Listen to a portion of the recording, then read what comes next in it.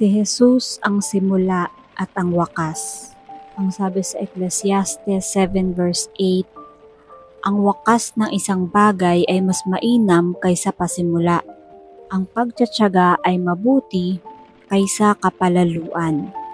Siyempre gusto sana nating mabuhay man lang ng 70 years. O kaya naman ay 75 or 80. May bonus pa. Pero kapag niloob na ng Diyos at yan ay nakatakda, luwagan mo ang iyong dibdib. Sapagkat kahit sikipan mo yan at pigilan mo, wala ka na ring magagawa. Nangyayari yan. So bakit ka makikipaglaban sa isang kapangyarihang hindi mo naman kayang salungatin? Bakit maganda pa rin even when death really comes? Ano ba ang kagandahan ng kamatayan?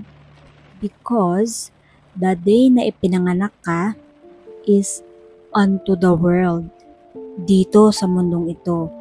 Samantalang, the day na mamamatay ka is unto the Lord.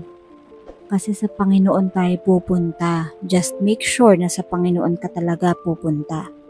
Pag isinilang ang isang bata, natutuwa ang mga tao pero meron ding konting lungkot. May mga magsasabing naku, napakaraming pagsubok ang dadaanan ng batang ito. Ano kaya ang mangyayari sa kanya? Ano kaya ang mga hirap na daranasin niya?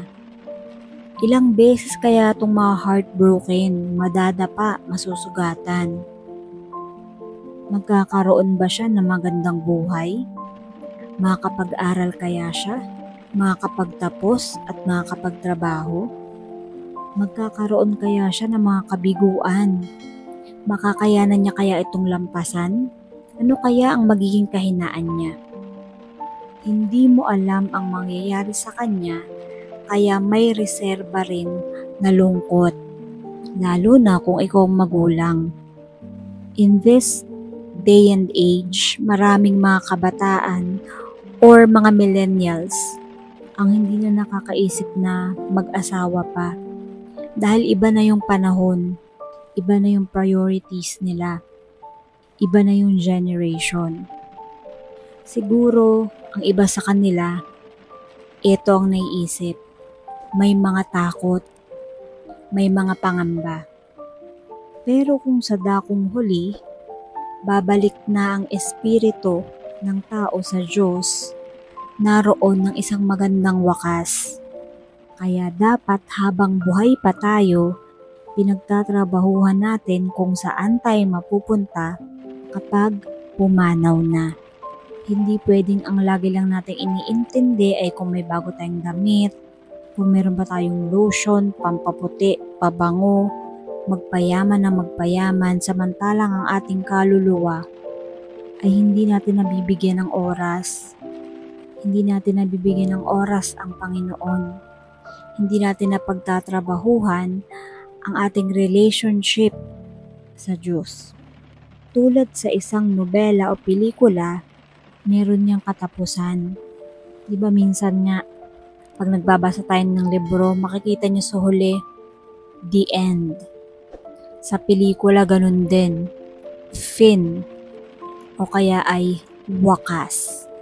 Lahat ng tao ay darating sa wakas na yan. Kaya kailangang pagtrabahuhan natin ang ating wakas. Kailangan ang ating the end, ang ating wakas, ang ating fin ay papunta sa Panginoon. There is synthesis. Therefore, mayroong wisdom. So let's strengthen our personal relationship to God para naman sa bandang huli, marinig natin sa Kanya ang well done, my good and faithful servant. God bless us all.